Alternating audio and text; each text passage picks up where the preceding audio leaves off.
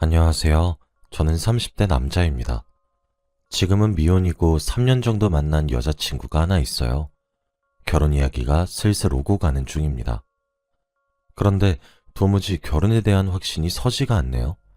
그 이유는 바로 제 직업 때문입니다. 먼저 제 직업은 열쇠 수리공이에요. 저희 아버지 때부터 하셨었던 일이고 지금은 제가 물려받아서 일을 하고 있습니다. 시대가 발빠르게 변하면서 열쇠뿐만 아니라 도어락도 함께 다루고 있죠. 설치부터 잠금 장치를 여는 것과 수리까지 정말 모든 것을 다 하고 있습니다. 거의 잠금 장치를 만능으로 다룬다고 생각하시면 편하실 거예요. 그런데 이 일을 하면 솔직히 돈이 꽤 짭짤합니다. 세상엔 아직 이사를 가시는 분들도 많고 생각보다 단가에 비해 저희가 받는 돈이 좀 커서 마진이 잘 남거든요. 그러나 그만큼 못 볼 꼴을 정말 많이 봅니다.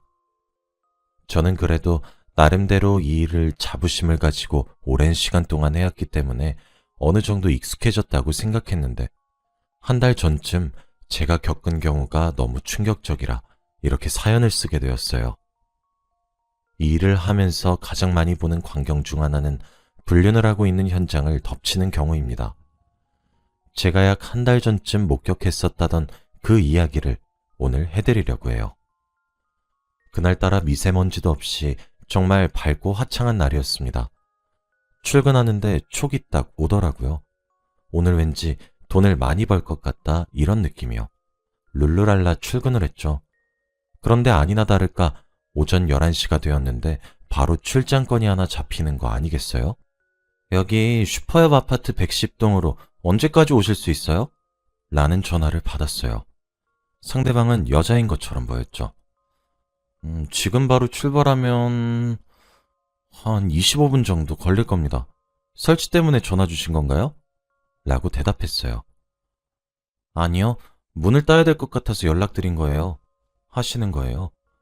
그래서 제가 예, 알겠습니다. 빨리 도착하겠습니다.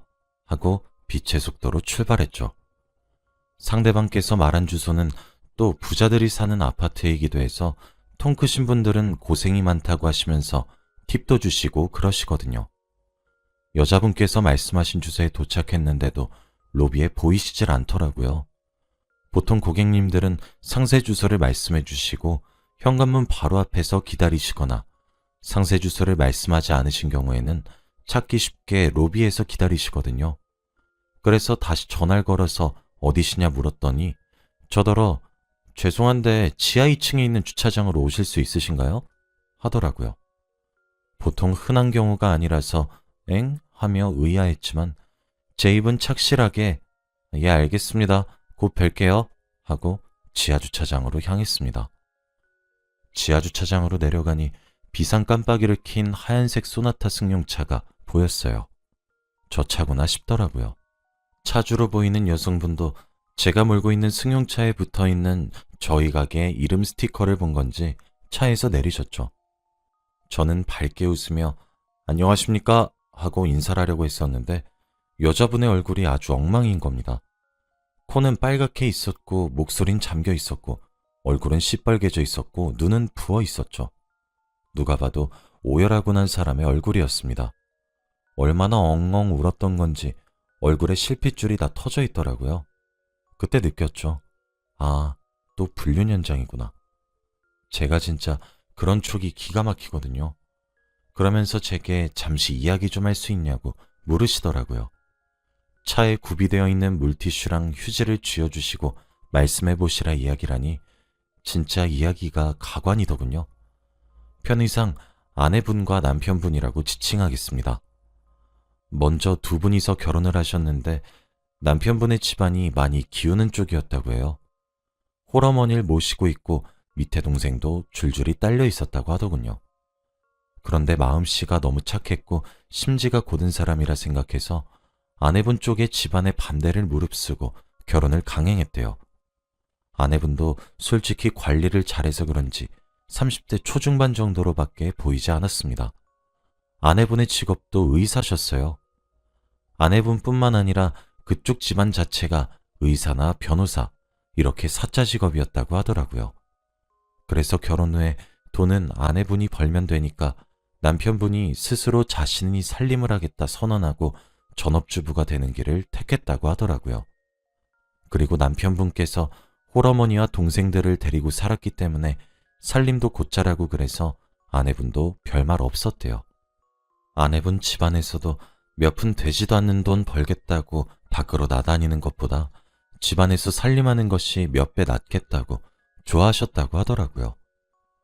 그렇게 부잣집 사모님처럼 남편분께서 살림을 하시면서 취미생활도 함께 즐기곤 하셨나 보더라고요. 아내분은 종종 학회도 나간다고 하셨습니다. 이번에도 학회에 가셨다 돌아오는 길이었다고 해요. 그런데 오늘 사단이 난 거죠. 남편이 원래도 수상한 낌새가 있긴 했대요. 그런데 자신의 기우라고만 생각하고 아내분께서 일이 많아서 스트레스를 받는 거구나 하며 별 대수롭지 않게 넘기려고 하셨다고 하더라고요.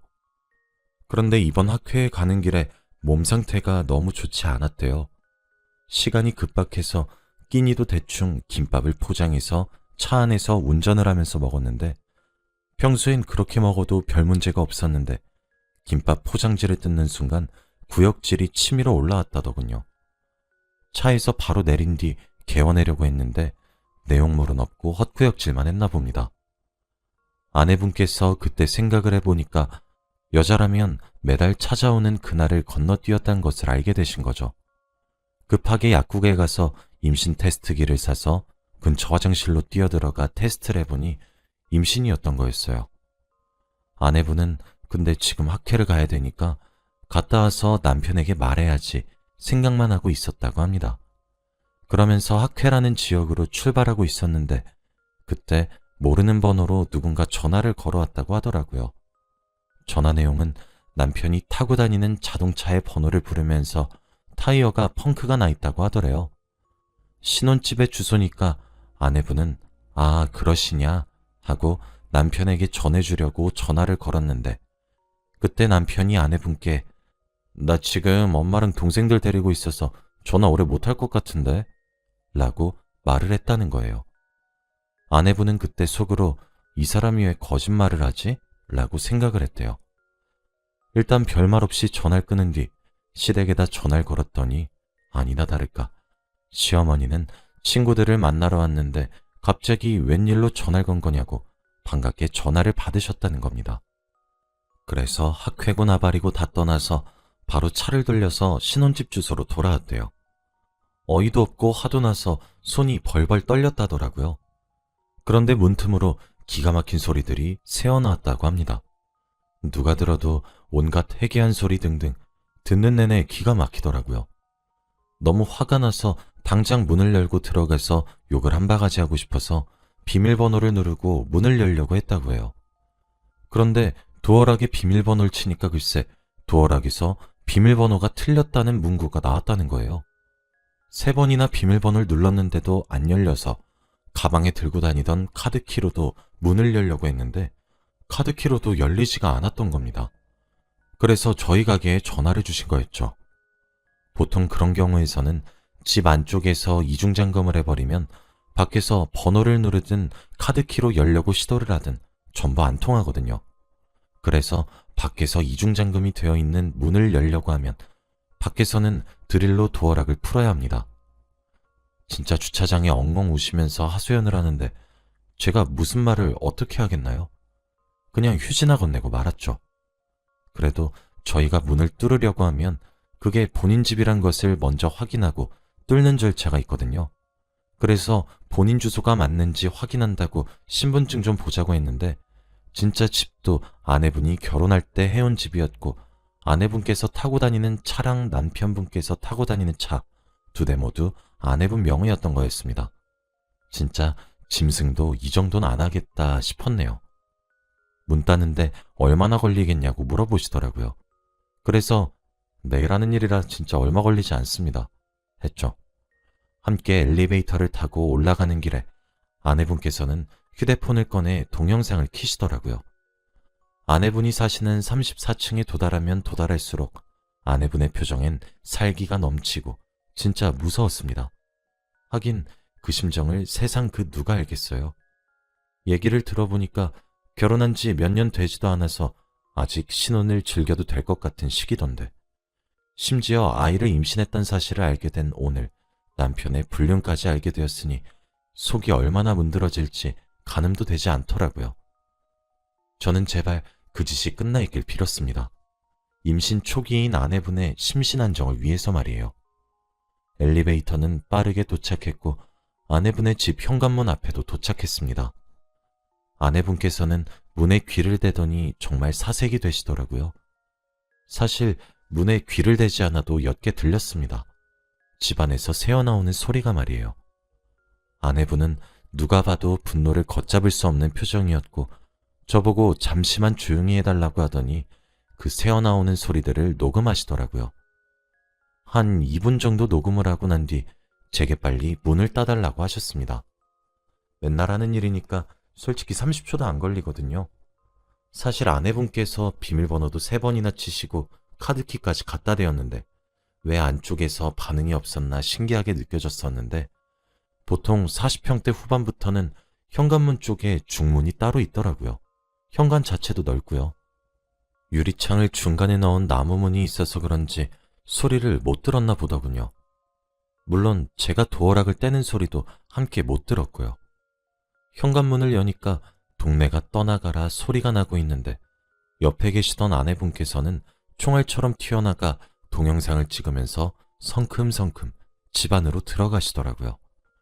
그 소리에 인기척이 느껴졌는지 아내분께서 집 안으로 들어가시고 1분도 채 되지 않아 여자의 비명소리, 남자의 당황해서 당신이 지금 어떻게 여기 있냐는 소리와 멍청하게도 분명 비밀번호도 바꾸고 이중잠금도 해놨는데?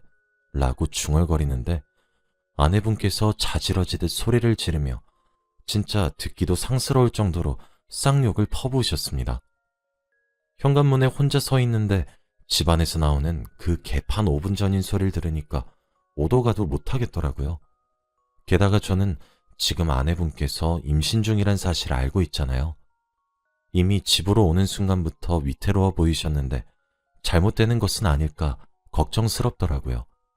고민을 하다가 에라 모르겠다 심정으로 말리기 위해 저도 아내분이 간 곳으로 따라 들어갔는데 세상에 남편의 상대 여자는 소파 뒤에 웅크리면서 숨으려고 노력하고 있고 남편분으로 추정되는 놈은 임신 초기인 아내의 손목을 잡고 휴대폰을 뺏으려 하고 있고 눈앞엔 지옥이 펼쳐져 있었습니다.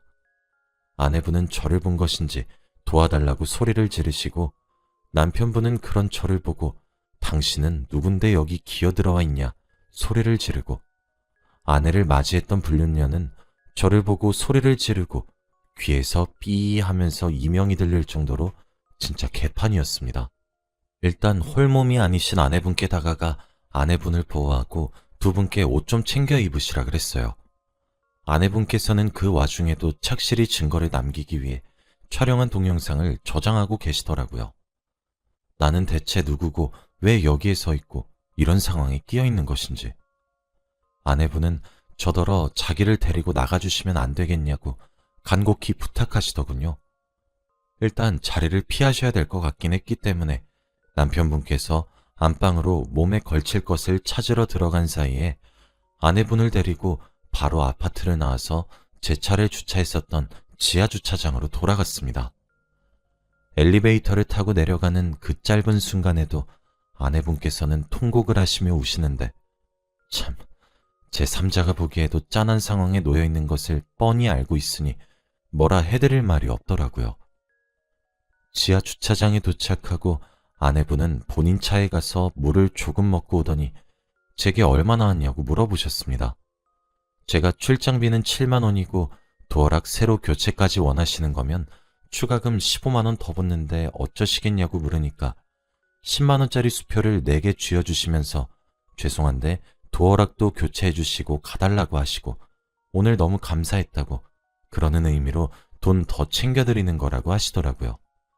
그러면서 절 붙잡고 엉엉 우는데 와, 근데 그게 거기서 끝이 아니더라고요.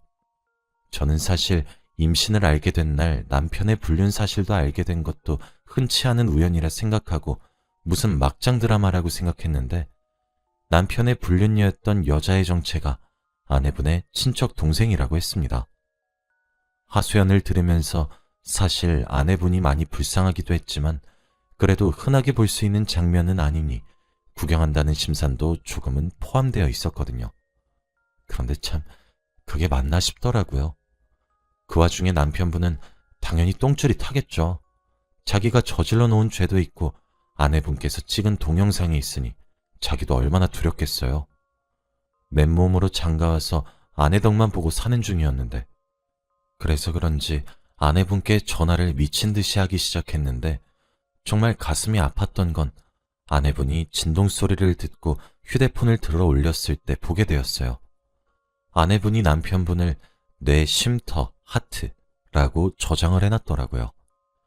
그렇게 아내분은 저를 붙잡고 좀 더 울고 난 뒤 도어락 교체를 위해 저와 함께 다시 집으로 올라갔습니다. 도어락을 교체하는 사이에도 불륜녀와 남편분께서는 아내분 근처를 맴돌면서 말을 걸고 미안하다, 실수였다 하며 변명만 하시더라고요. 도어락 교체도 신속히 끝내고 저는 그대로 내려왔어요. 아내분께서는 비밀번호를 바꾸시고 그 두 명을 밖으로 내쫓아내시더라고요.